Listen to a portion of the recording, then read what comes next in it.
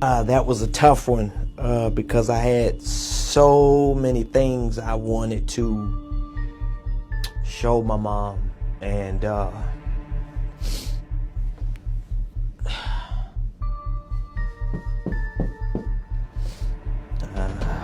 boy, that's tough.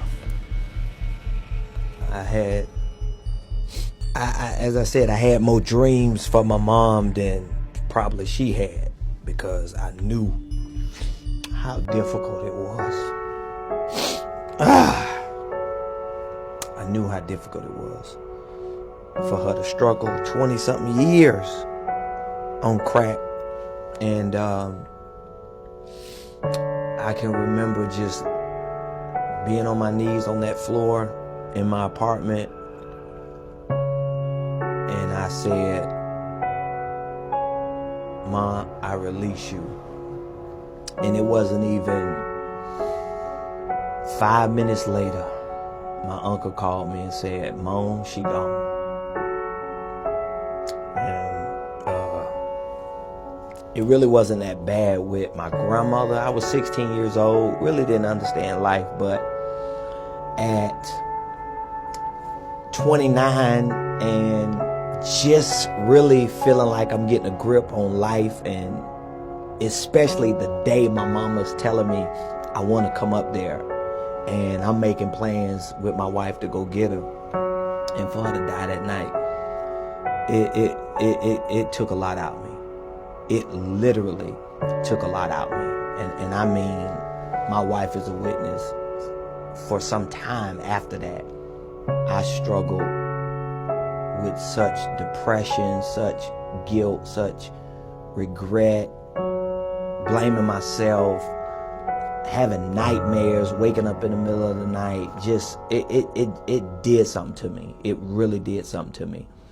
But that was May of 2006, and just like God, by the end of 2006, I had a dream, and in the dream, there was a 9-year-old kid getting ready to preach in the leasing center where we lived. It was a 9-year-old kid getting ready to preach in the leasing center where my wife and I lived. This is December 2006, just 7 months after my mom passed, in which I'm still grieving, I'm still broken. I mean, I'm still going through.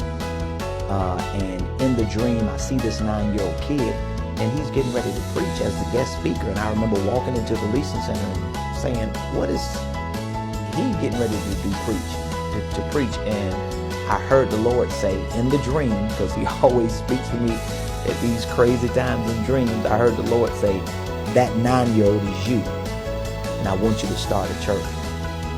Not knowing that 9 years was actually the amount of time that I had been saved since He had that experience with me in the trap house from 1997 to 2006. It was literally 9 years. I remember waking up, I believe it was December the 31st, so at least one of the last few days of the year. I remember waking up and telling my wife that God showed me that we needed to start this church. We needed to start it in the leasing center, not even knowing if the leasing center was available, but I guess God knew this boy here, he ain't got nothing to lose. He got everything to gain. And from the greatest pain of this young prophet's life, I'll get the glory to produce the greatest power. And it was in January of 2007 that my wife and I, we held our first church service in the leasing center where we lived. That was January of 2007.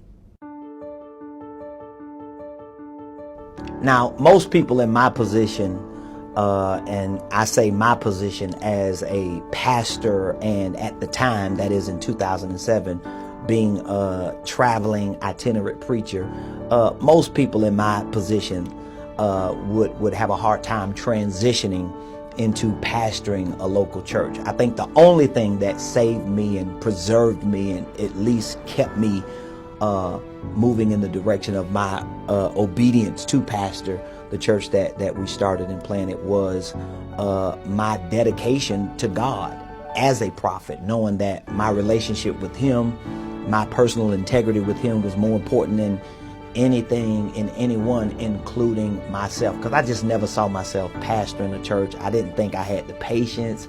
I thought I was a little too rough around the edges. I'm this wild radical prophet, want to lay hands, want to prophesy, want to cast out devils, and the whole idea of having to deal with the same people every week for the next 40 years, it just made my stomach turn.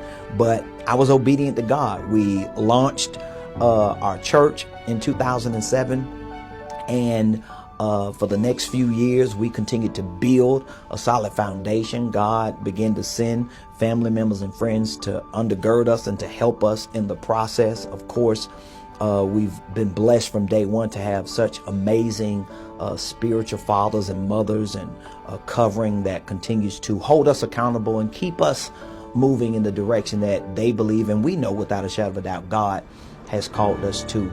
And it was pretty much 3.5 years into pastoring, that is around June of 2010, when my father got sick and was admitted to the hospital.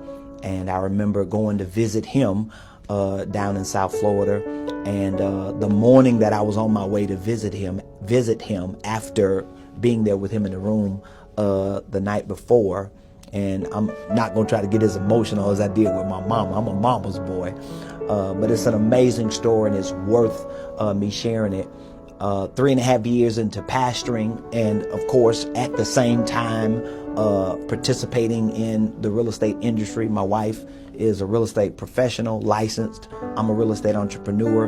And the whole time that we've done ministry, we've always paired it with marketplace business, because we believe that marketplace business, particularly in the area of real estate, is a part of our ministry. Everybody that we've helped get homes, everybody that we've worked with to sell their homes or to invest in real estate, whatever it is that we've done that's related to real estate, has always been a part of our ministry.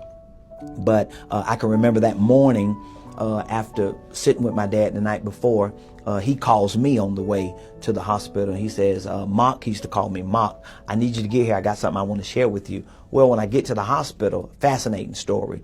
My daddy tells me that an angel visited him the night before after I left. He said he woke up and he saw the angel sitting in the corner. He thought it was me. He was like, Mark, you back? What's going on? And he realized it was an angel. Well, the angel spoke to him and told him, this is what he tells me the next morning when I show up.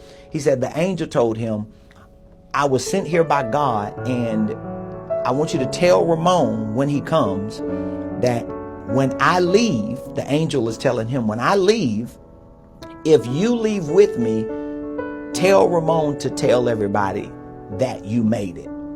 He says, and if you stay, you'll be able to tell them the experience that you have. Well, within maybe a few weeks, not even a month, my dad passes away.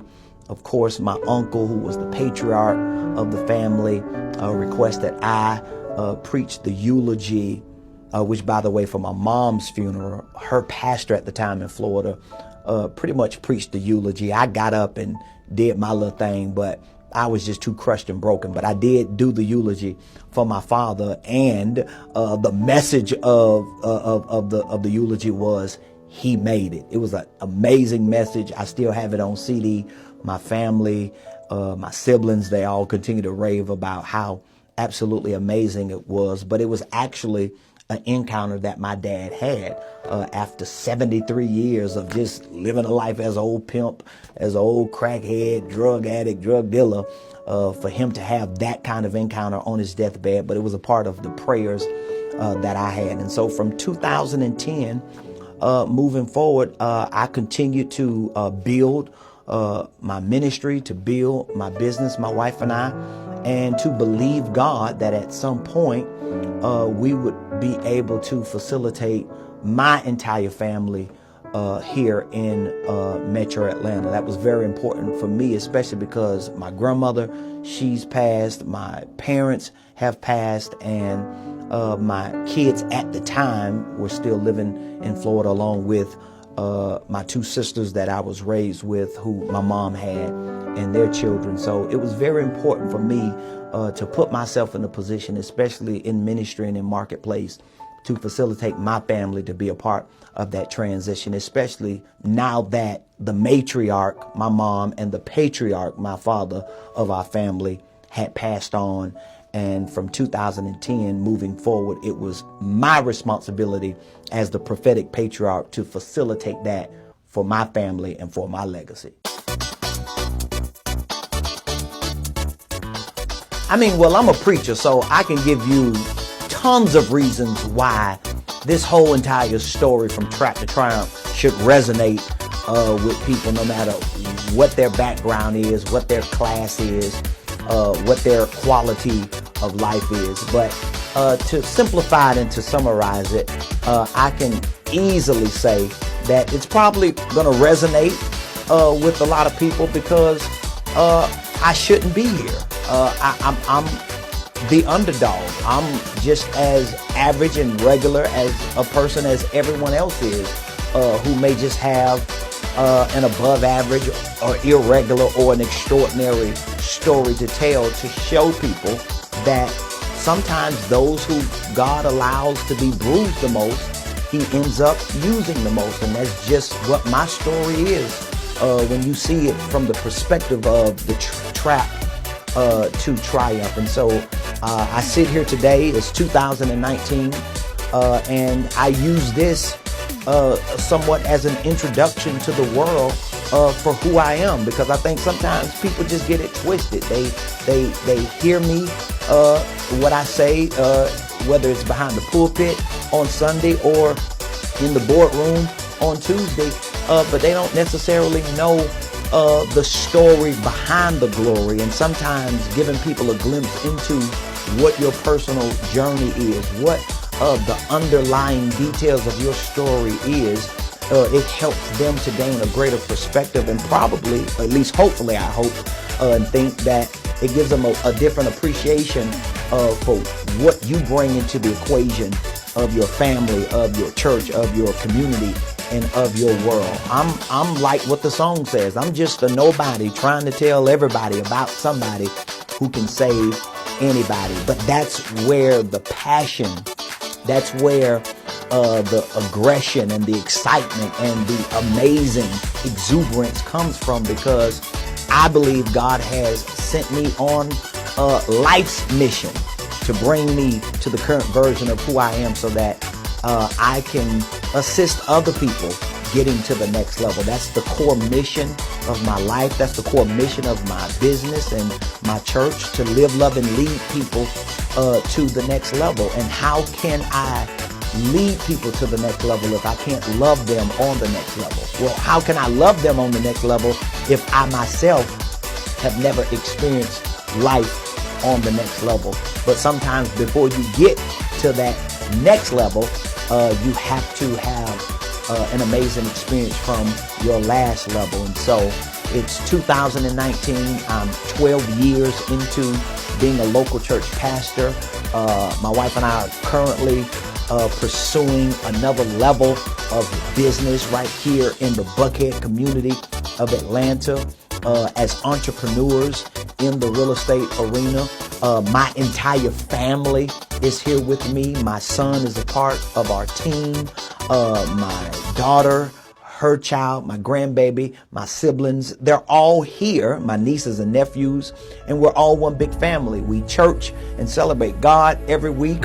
We celebrate one another throughout the week, and life is amazing. So it speaks volumes to what life can be when you come from the trap into triumph. And that's the story that I want to tell to people who may know me but may not know all the things about me, and for the people who want to be introduced to me, so that when you hear me huffing and puffing about going to the next level, when you see me sitting in the boardroom feeding people information and revelation about real estate, business, and economics. When you see me behind the pulpit preaching and teaching and prophesying and laying hands, understand my perspective, understand my story that I'm going to stick with, because it's my story from trap to triumph. And I want people to at least have an opportunity to peek in to the life of Ramonepreston, to understand that the race is never given to the swift.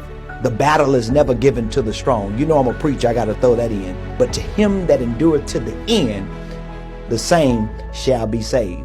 My name is Ramonepreston, and this is my story from trap to triumph.